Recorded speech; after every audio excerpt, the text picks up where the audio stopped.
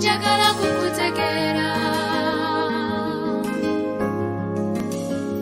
njagala kukumanya, njagala kukutegeera,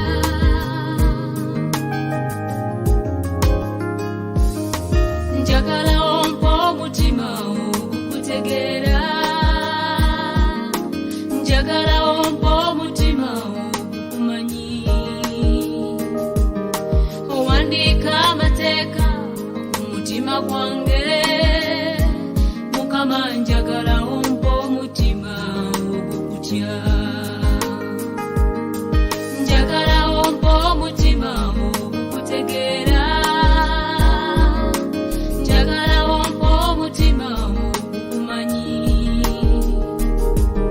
owandiika amateeka ku mutima gwange, Mukama njagala ompa omutima ogukutya,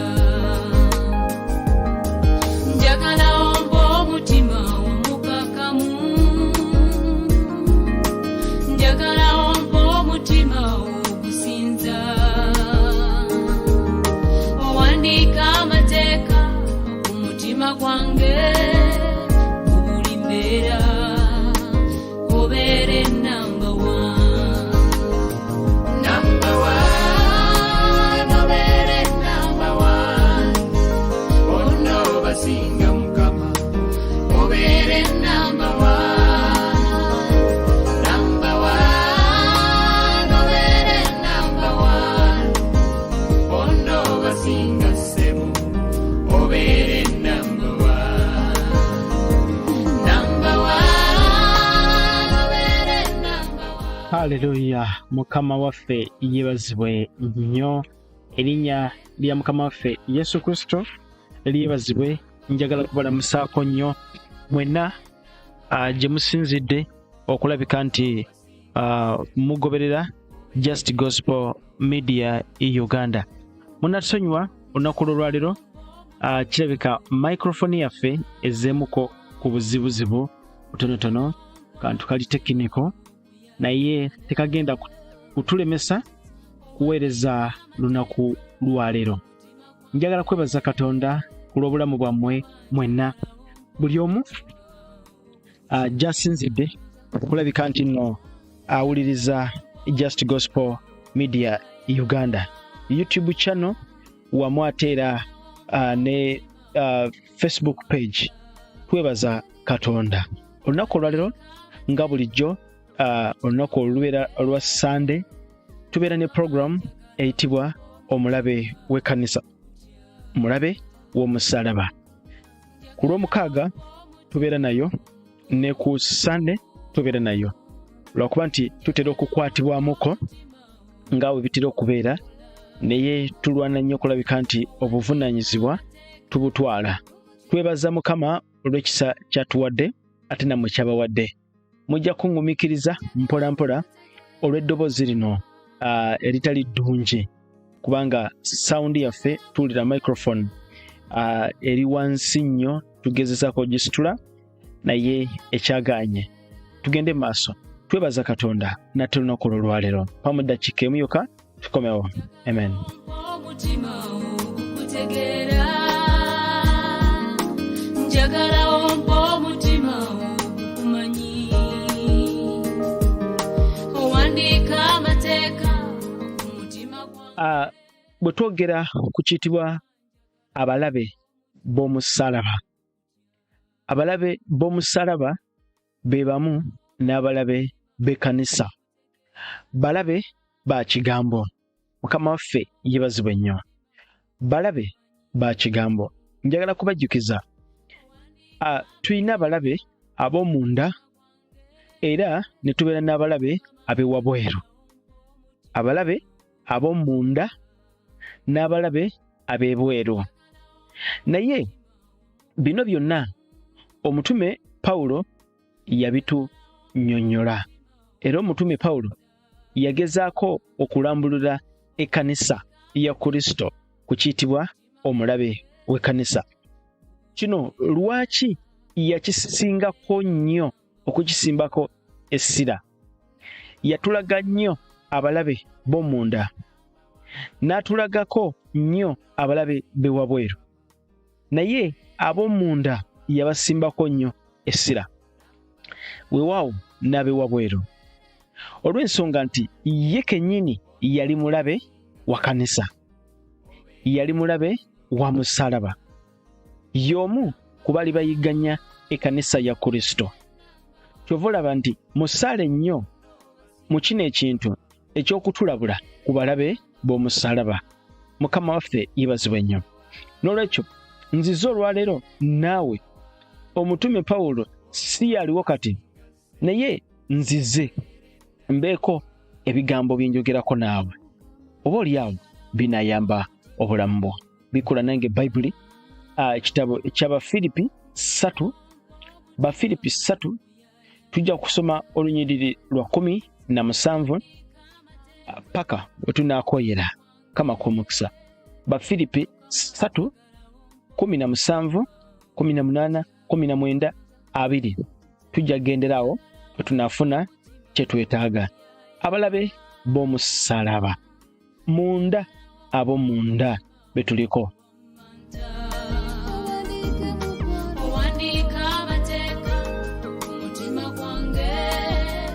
Abooluganda, mukkiriziganye wamu mu ngoberere, era nga mulabiranga ku abo, era mulabirenga ku abo abatambula nga bwe mulina ffe okuba ekyokulabirako.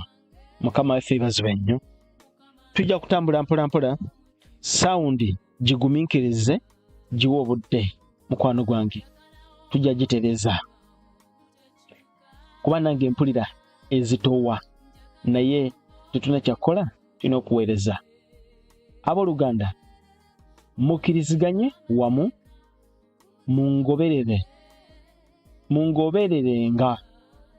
era mulabirenga ku abo abatambula nga bwe mulina ffe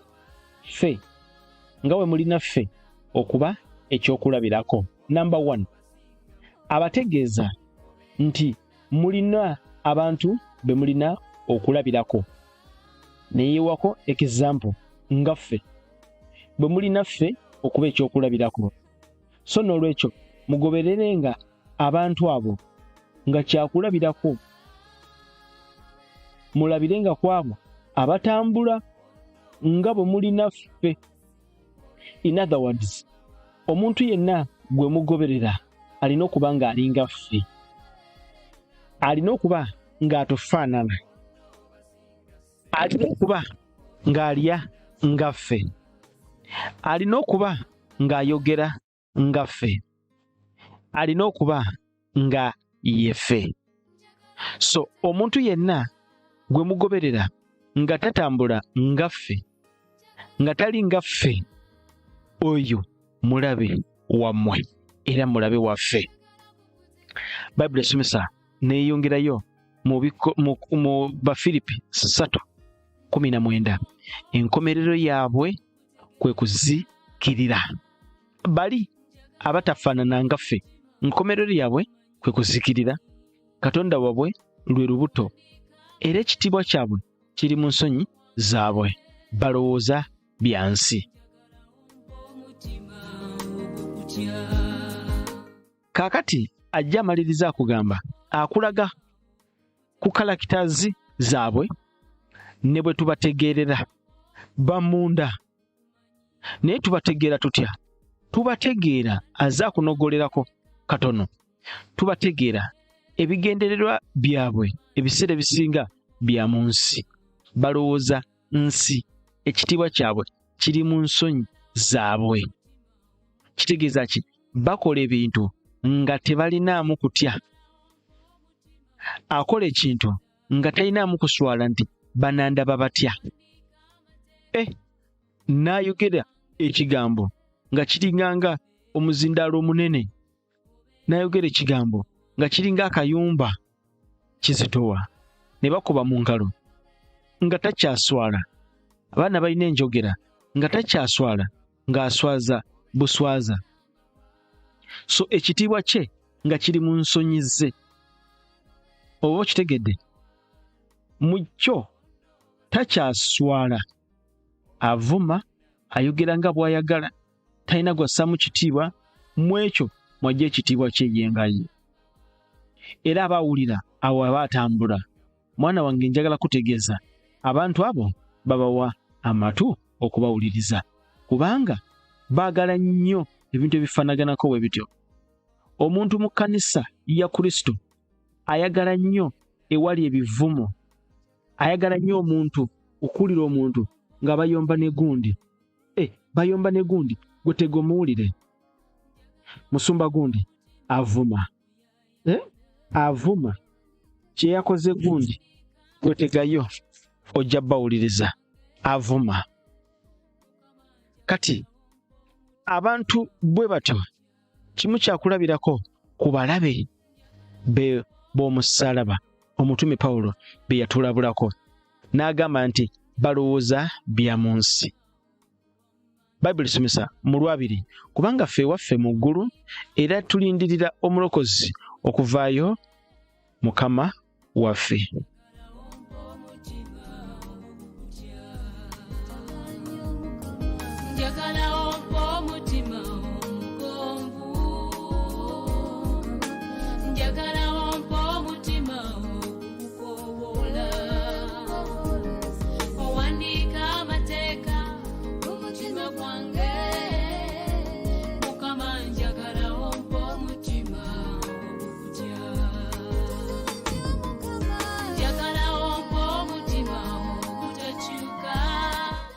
Mukama waffe yeebazibwe nnyo. Bano babeera bamunda kubanga tubatunuulira, tubalabirako n'ebikolwa byabwe. Ononsonyiwa olw'eddoboozi nti lifuddemu. Abantu bano tubalabirako. Abantu bano tubawa n'amannya, tubawa ebitiibwa. Babeera munda mu kkanisa. Abamu ne tubawa amannya daddi naye nga takuzaalangako, mami naye nga takuzaalangako. Ne tubatijjisa, ne tubasuusuuta bamunda. Ebitiibwa byabwe byaliriddwa mu nsonyi zaabwe. Kyova olaba nti kyangu nnyo okusanga omukyala omulokole mu kkanisa ng'afukaamirira omwami, ng'afukaamirira omusumba n'amuwa amazzi ng'afukamidde ku kituuti, bwadde waka takikolera mwami we. Okukikolera omwami we alaba ng'omwami talina kyali, musumba yalina kyali. Okategedde? Era alina ne skedyo, alina kalenda nti ennaku zino ne zino mbeera ngenda wa musumba mu kansolingi, n'essaawa zimanyi. Naye ng'ate waka omwami talina budde bwamuwa ng'omwami. Okategedde? Kati obudde obwo bwawa omusumba nga tabuwa mwami, aba already afuuse omulabe w'ekkanisa, aba afuuse omulabe w'ekigo. N'omusumba yennyini okwaniriza ekitiibwa ekyo kyonna, n'alaba nga mukadde ako yaliwo, aba ayodde ekitiibwa eky'ensonyi. Tuli ffenna Bayibuli etusomesa ku balabe bano ab'omussalaba, abalabe bano ab'ekkanisa. Twogera ku b'omunda, baoperatinga munda naye ng'ebigendererwa byabwe lubuto na kitiibwa kya nsonyi. Baagala okususutibwa, baagala okuwaanibwa ennyo. Era bamuwulira ng'ajja, bwe mutayimuka wayinza okubaawo ekizibu, ayinza obbakolimira, ayinza obategeeza nti gana amafuta tegagenda kubakolera. Mumwe n'abali mu kifo kino bwe mba mwagala amafuta gano gabakolere, mukombe engatta eno. Buli muntu ajja akwate ku ngatta eno, ogikwatako n'omutwalo nga guli wali, gikwateko n'omutwalo nga guli wali. Bagenda okumaliriza ng'engatto 2 abantu abazikutteko baleseewo obukadde 2 ku kituuti. N'atuula ku ntebe eyakaayakana ng'eringa engule zaabu ejjudde amatiribona. Kitiibwa kyabwe kiri mu nsonyi zaabwe. Tasonyiiwala, talaba nsonyi, taziwulira, kutuula. Oh my God, nkyogere mujja kunyeegera.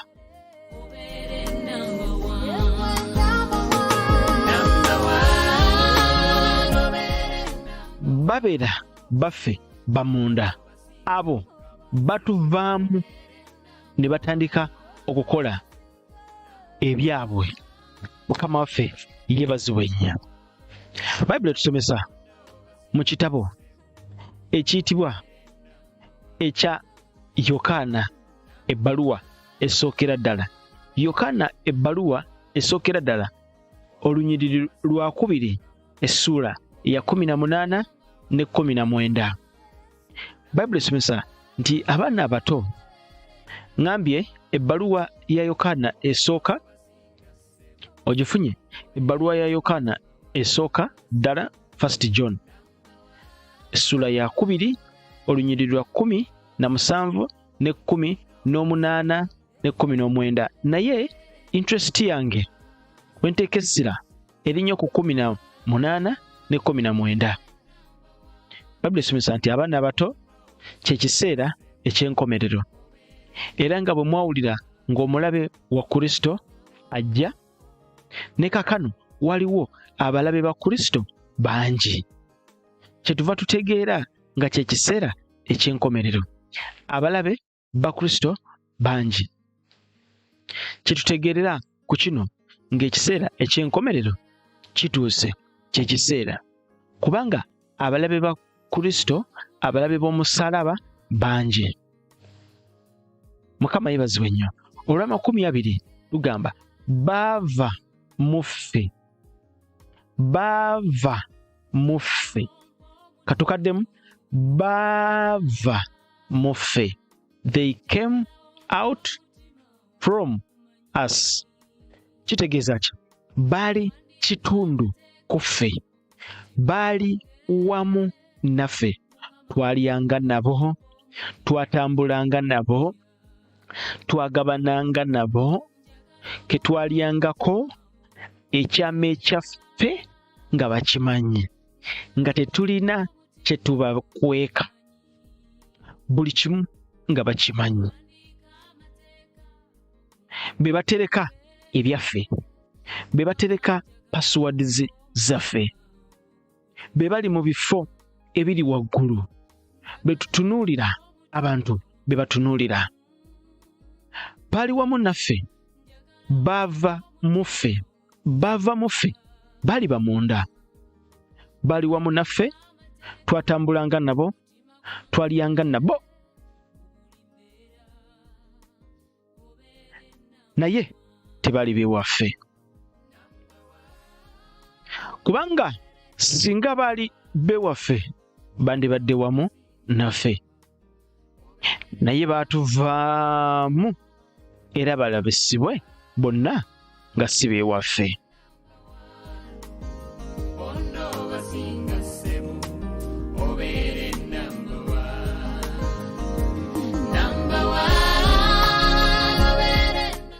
Wangi baava mu ffe, baali wamu naffe, bakuŋŋaanyizanga wamu naffe ne bamanya ebyama byaffe.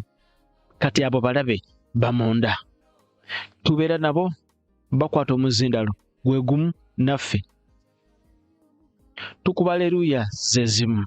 Baffe baali mu ffe, baava mu ffe nga batumanyi nnyo, bamanye ebigere byaffe we birinnya, baatutegeera ne batuuka akaseera nga tetukyali mawulire gye bali. Baatuuka kaseera nga tetukyalina ntiisa gye bali, nga tebakyalina ntiisa gye tuli.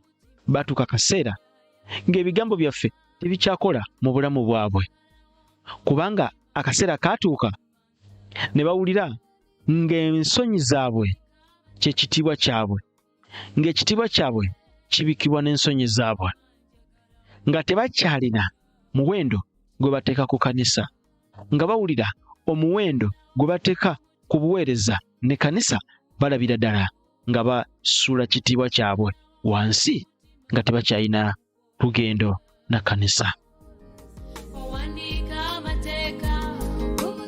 Naye newankubadde era byonna nga byaliwo, basigala bali wamu naffe, ne babeera naffe. Baatuuka kaseera ne bawulira nga tebakyasobola kubeera naffe. Bayibuli esomesa nti baava mu ffe, baava mu ffe, naye tebaali beewaffe. Bassebo ne bannyabo,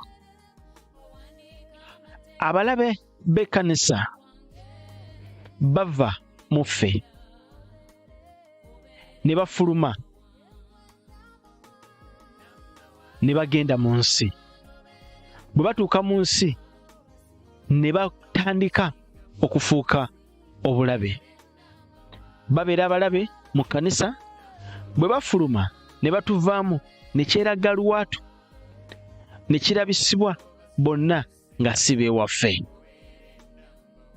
Kubanga singa bali beewaffe bandibadde naffe, bandibadde wamu naffe, naye kuba nti tebakyali wamu naffe, kyebava baatuvaamu ne bagenda ne bakwatamu ebyabwe.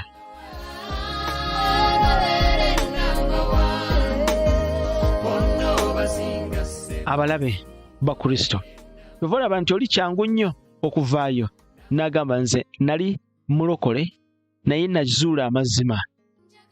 Yesu si Katonda, Bayibuli si kigambo kya Katonda, Katonda omutegeera nga ggwe. Tetukkiririza mu Bayibuli, tetukkiririza mu Yesu. Yesu taliyo, Yesu bigambo bya nfumo, teyaliyo. N'abuulira awo ebigambo bye n'abakwata.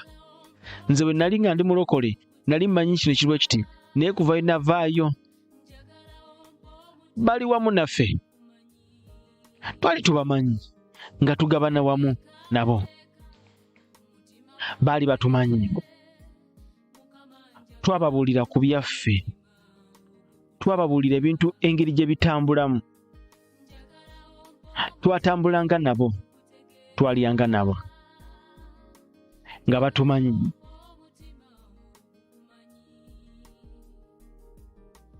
Nga batumanyi. Akadde katuuka nga tetukyalina lugendo nabo, naye nga bali mu ffe, batambulirangamu naffe. Omutume Pawulo alina ebigambo bye yayogera katono nnyo nga siraba kugenda eyo. Olunyiriri luli mu bikolwa by'abatume eyo. Kandunoonye bikolwa by'abatume, noonyeza bikolwa by'abatume essula ya 20, olunyiriri lwa 25, soma olwa 30. Bikolwa by'abatume essula 20, olunyiriri lwa 30. Era mummwe mwekka muliva abantu nga boogera ebigambo ebikyamye, okuwalula abayigirizwa ennyuma waabwe. Sooka oddeyo ku 29. Bikolwa by'abatume essula 20, bikolwa by'abatume essula ya 20, olunyiriri lwa 29. Bikolwa by'abatume essula 20, olunyiriri lwa 29. Tujja na kusoma olwa 3.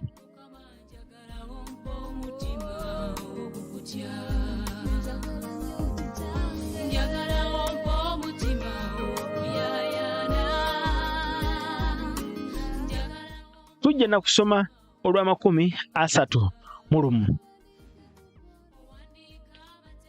Nze manyi nga bwe ndimala okuvaawo emisege emikambwe giriyingira mu mmwe tegirisaasira kisibo. Tukaddemu. Nze manyi nga bwe ndimala okuvaawo. Bikolwa by'Abatume ssuula 20 olunyiriri 29 30 29 agamba nze manyi nga bwe ndimala okuvaawo emisege emikambwe giriyingira mu mmwe tegirisaasira kisibo. Misege emikambwe giriyingira mu mmwe tegirisaasira kisibo. Era mu mmwe mwekka muliva abantu nga boogera ebigambo ebikyamye. Obategedde eri waggulu? Misege mikambwe giriyingira mu mmwe bwe ndivaawo. Era mu mmwe mwekka muliva abantu nga boogera ebigambo ebikyamye. Mu mmwe, si mubali, mu mmwe. Njogera ku ggwe ampuliriza nti mu mmwe, si bali, mmwe, mwekka na mwekka mwe muliva abantu abagenda okwogera ebigambo ebikyamye. Bikolwa by'Abatume essuula 20 olunyiriri lwa 30. Mu mmwe mwe mugenda okuva abantu aboogera ebigambo ebikyamye. Twayogera tuti, gw'oyogera bw'oti. Twateesa tutambule bwe tuti, gw'otambula bw'oti. Abooluganda, tubuzaayo mayiro ng'emu tutuuke, gw'obagamba babalimba. Tubuzaayo mayiro 2 tulyoke tutuuke. Oyogera ebigambo ebikyamye. Ofuuse omuziziko. Obeera omulabe w'ekkanisa ali munda. Obeera omulabe w'omusalaba ali munda. Bayibuli esomesa nti okuwalula abayigirizwa ennyuma waabwe. Era mu mmwe mwekka muliva abantu nga boogera ebigambo ebikyamye. Mu mmwe okuwalula abayigirizwa ennyuma waabwe kitegeeza abooluganda ng'obazza mabega, abooluganda ng'obamenya, abooluganda nga tobasaasira, abadde alimu kutwanye n'otunywera ddala, n'otusimba oluseke n'onuuna. Edda twalaba ekirooto nga mu kkanisa mwali mulimu omukazi, kirooto, naye ng'atudde ku kituuti. Yatuula mu mabega naye ng'alina enseke ng'atuula mu kkanisa katebe ak'emabega, naye nga buli muntu ali mu kkanisa alina oluseke ng'anuunamu bw'ati, ng'alina n'abaana ababeera ku mulyango. Naye ekintu kino twakifunanga, mukyala w'omusumba yakifuna n'akimbuulira, n'entya nnyo, n'enjagala manye kiki ekigenda mu maaso. Waayitawo akadde n'entandika okulaba embeera mu kkanisa. Bassebo ne bannyabo, waliwo omukyala eyayingira mu kkanisa. Mu bagenyi be twayaniriza, nawulira nga mu be twaniriza waliwo ayingidde ow'enjawulo. Ono ng'alabika nti kubazze alina ekyenjawulo kyazze nakyo, naye saamutegeera yali ani, kubanga abantu abali bayingira seetegereza ani ayise emabega. Ne mu be nnyayaniriza mu baayingira, omwayingira omuntu eyali alina ekintu ekyenjawulo ku bulamu bwe.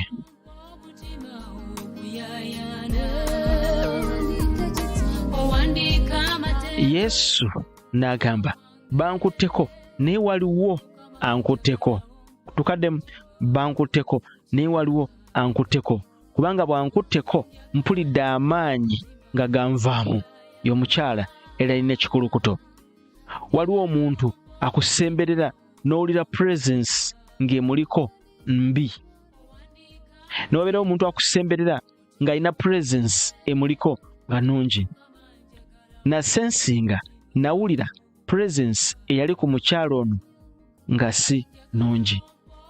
Ne magamaga ne ndaba omukyala eyali atudde ku ntebe emabega, ne nfuna okujjukira ekirooto kye nafuna ne mukyala w'omusumba naye naafuna ekirooto kyekimu.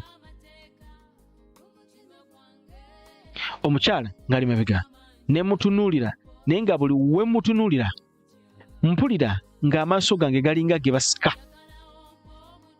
nga mpulira omutwe gwange gulinga oguvaako akayumba, naye ng'omukyala atudde antunuulira bw'ati ng'alinga amwenyereketa. Ne manya nti kati wano si wangu. Ne ntandika okuyingira mu kusaba okw'omunda, kutula, menya, mbisazaamu, mbikuba, tekinsika, tekintwala. Naye nga at the end of the day nga mpulira n'amaanyi agasaba sigalina, nga ekyo kitudde wali ekikazi kiri mabega, nga nninga ali mu kuloota, but it was the reality. Kubanga ebiseera ebyo nze nali ndidinga service. Omukyala ne mutunulira amaaso nkaliriza, ne mutunulira ne mutegeera nga yeye. Ne nzukusa abooluganda ne mbagamba musooke muyimirire tusabe, waliwo ekitali kituufu. Omusumba yatandikanga okujja leeti, ekigambo kya ssaawa 6 kigwa ssaawa 7, ajja 6 kitundu 7 kitundu 8, saavisi eggwa, bantu bakooye, abaana beeyayamula, buli omu mulaba yeegolola, buli omu kangende nfuke. Ssaawa y'ekigambo etuuse, ono agenda kufuka. Ssaawa y'ekigambo etuuse, ono alina essimu emukubiddwa. Ssaawa y'ekigambo etuuse, mukyala musumba omwami akomyewo aŋŋambye ŋŋende mubegere emmere. Obuweereza bw'omu kyalo mu bumanyi.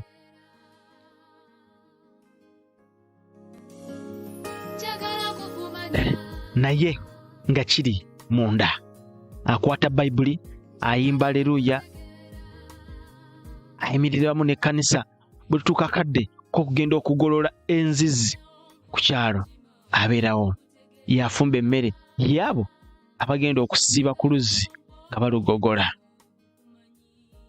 Lutwayingira mu kusaba ne yeebulungula mpola, n'afuluma n'agenda. Yafuluma wabweru n'atambula n'agenda nga tuli mu kusaba. Kyova olaba Just Gospel Fellowship Center, ekyoto ekyokusaba ebirala bigaane, naye ekyoto ekyokusaba ekirina kuzikira. Kubanga okusaba bye bimu, enkola y'emu ku nkola etumanyisa omulabe, y'emu ku nkola enafuya omulabe. Yafuluma ne yeebulungula, ne mulaba ng'agenda n'ankyukira n'atunula emabega. Okuva olwo tetuddangamu kumulaba mu kkanisa, n'abula n'agenda. Bwe baatuvaamu baali wamu naffe, naye baatuvaamu kyatulaga lwatu nti tebaali wamu naffe. Bayibuli esomesa Bikolwa by'Abatume essula 20 olunyira 30, era mu mmwe mwekka muliva abantu nga boogera ebigambo ebikyamye. Mu mmwe mwekka muliva abantu abeekuba emisumaali. Mu mmwe mwennyini muliva abantu abeetega amacupa. Bino ebigambo njagala mbyogere nga njogeza obuyinza obwampeebwa Mukama waffe Yesu nga tugenda okumaliriza. Mu mmwe gwampuliriza, mu mmwe mwe mugenda okuva abalabe, mummwe mwe muli abagenda okwetemako ebigambo. Mummwe mwe muli abagenda okwewaako olugambo. Mummwe mwe mugenda okuva abagenda okwekolimira. Mummwe mwe mugenda okuva okuyomba. Mummwe mwe mugenda okuva obutaagaliza bannammwe. Mummwe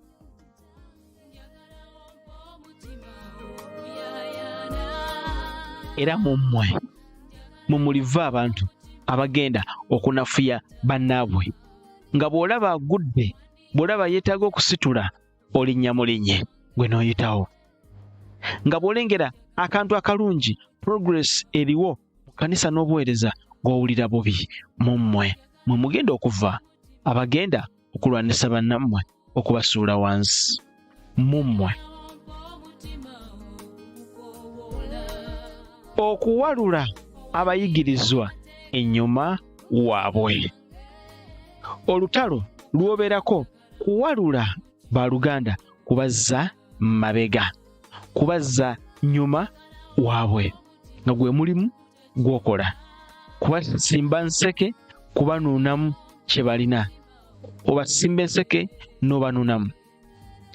Naye mu linnya lya Yesu Kristo omwana wa Katonda abeerera ddala omulamu, nnyimirira mu buyinza n'amafuta agampebwa. Buli anawulira eddoboozi lino nga mulabe wa kkanisa, nga mulabe wa mussalaba, omusaayi gwa Yesu gukunenyanga emirundi 7. Omusaayi gwa Yesu gukunenyanga emirundi 7. Nkiddamu, buli mulabe wa Kristo, buli mulabe wa mussalaba, buli mulabe wa njiri ng'ali wamu n'ekibiina, yonna gy'oli eno ng'owulira eddoboozi, sirenguka mpola ng'obudde bukyali. Wakwata akatale akafu, akakatale tekakola, akakatale kagenda kusuula. Nkolimira buli maanyi gonna agava emagombe mu linnya lya Mukama waffe Yesu. Tuli bawanguzi maanyi ag'omwoyo omutukuvu. In Jesus' mighty name, amen.